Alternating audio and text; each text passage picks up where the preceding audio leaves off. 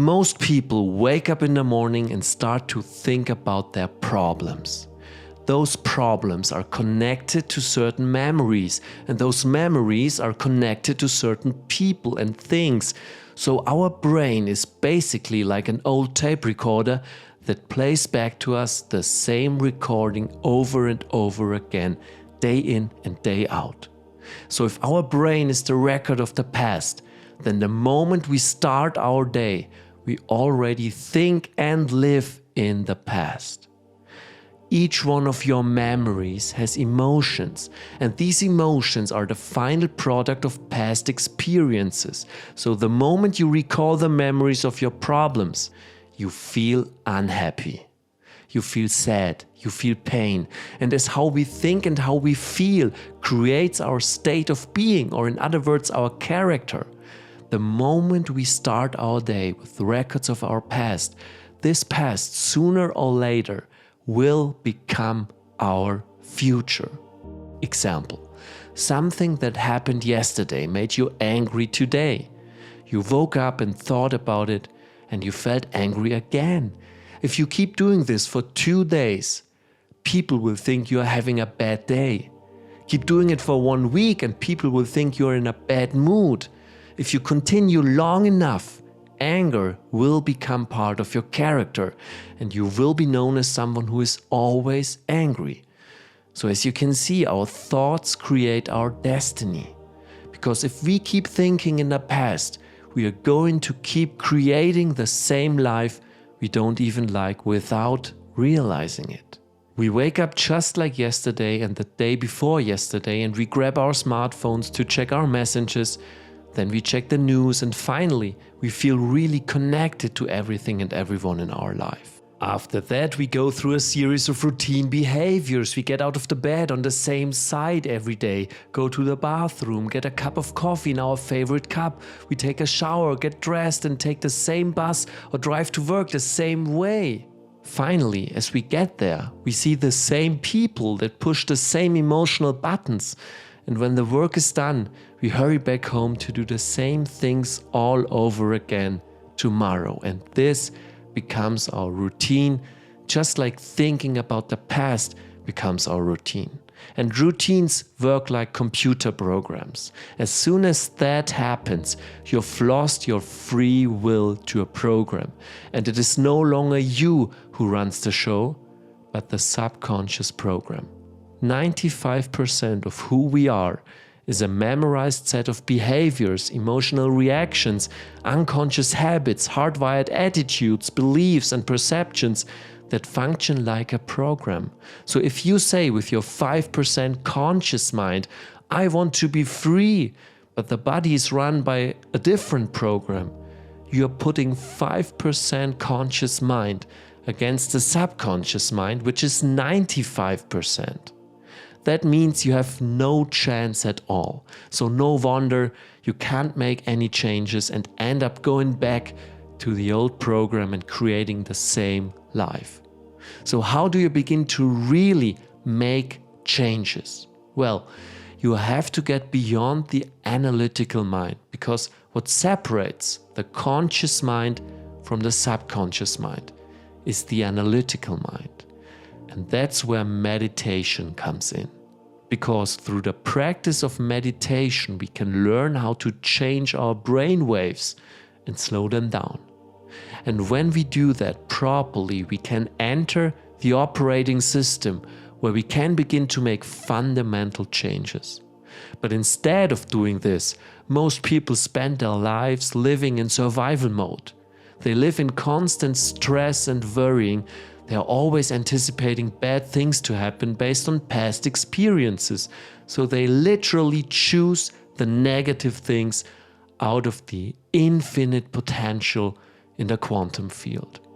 They are selecting the worst possible outcome. And this is how it happens. Every time you recall the negative event, you produce the same chemistry in your brain and body as if the event is occurring again. In fact, you are sending the same emotional signals to the body. Our body is our unconscious mind in a sense, because our body does not know the difference and thinks that the event is actually happening right now. And most people are constantly recreating their negative emotional states by constantly thinking about them. They cannot change when it comes the time to give up that negative emotions, because the problem is the body is stronger than the mind and has been conditioned for years to negative emotions. So suddenly when you decide to change and step into that unknown, the body doesn't like it and would rather feel guilt and suffering because it feels familiar to the body and it can predict it. Being in the unknown is a scary place for the body and means it has to give up and get rid of what is familiar. So it will do anything it can to stop you.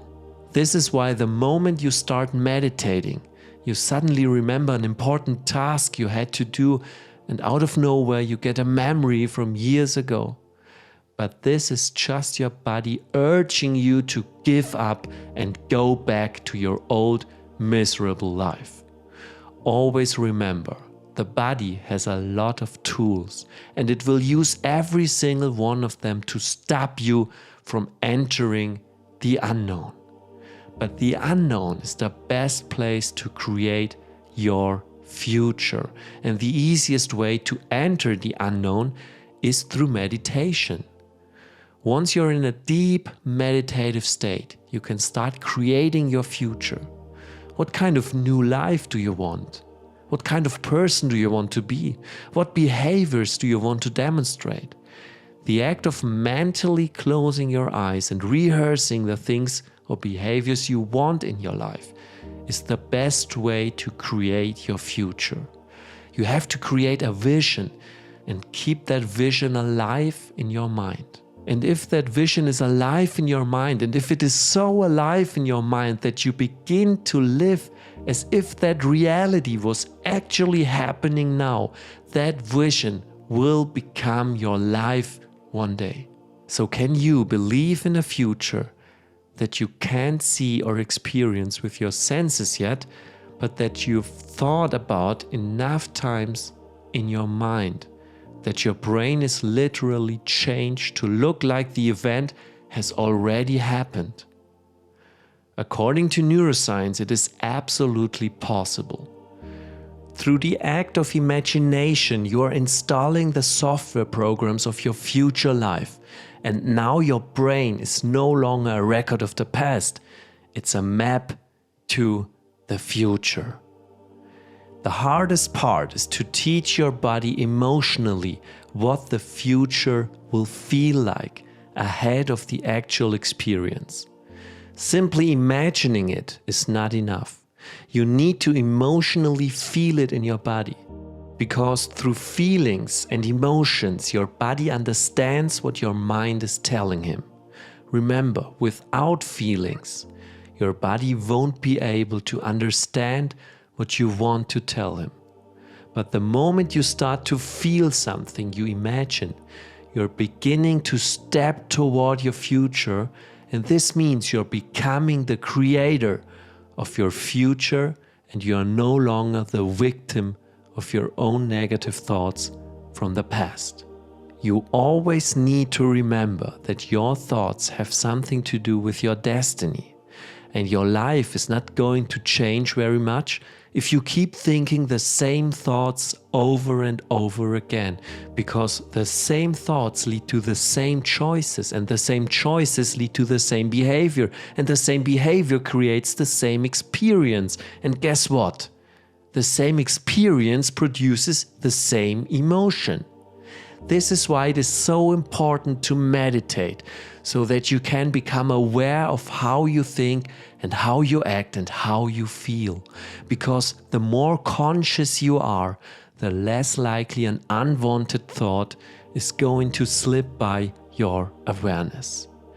But as you meditate and become familiar with your imagined future self, the thoughts and behaviors and emotions of your old self will no longer influence you.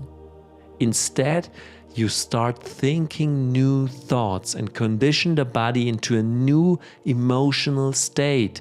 And if you repeat this over and over again, your new emotional state will become familiar. Creating a new life is a process. You have to be patient and train your body to sit down and meditate, even if it wants to run away like a dog. Catch it, bring it back, and catch it and bring it back if it runs away again. The moment you start meditating, your body says, hey, it's 9 o'clock, you normally read messages and get angry around this time. But here you are sitting down doing nothing. You're off schedule. What is going on with you? For years we have been angry together around this time, but all of a sudden you're going to change.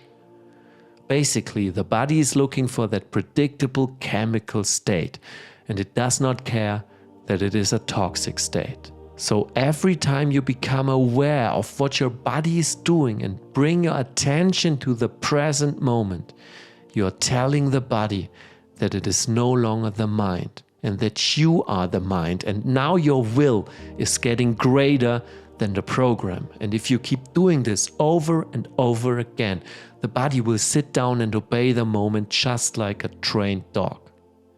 And the moment the body surrenders, there is a liberation of energy, and you free yourself from the chains and of those emotions that keep you in the familiar past. If you do this for just 1 week, for 7 days, you will already start seeing differences in your life, and you will start catching yourself more often and avoid going back to the old unhappy self. Of course, you will need to repeat this process long enough until your future reality becomes your current reality. But guess what most people do? Most people wait for crisis or trauma or disease or loss or diagnosis to really want to change. They wait to the point where they have reached such a low level that they cannot go on business as usual any longer. That's when we begin to look at how we are thinking or what we believe or how we act or our attitude or what emotions we are living by. But why wait? We can learn and change in a state of pain and suffering, or we can learn and change in a state of joy and inspiration. And the one ingredient that allows us to do that, to really change, is knowledge. Knowledge is the key, because every time you learn something new, you make a new connection in your brain. That's what learning is. Learning is forging new connections. If you want, you can learn and forge new connections by watching my videos. Thereby you can begin to change in a state of joy and inspiration. So what are you waiting for? If you want to become better in all areas of life, be sure to subscribe to my channel. Thanks for watching. I see you in the next video.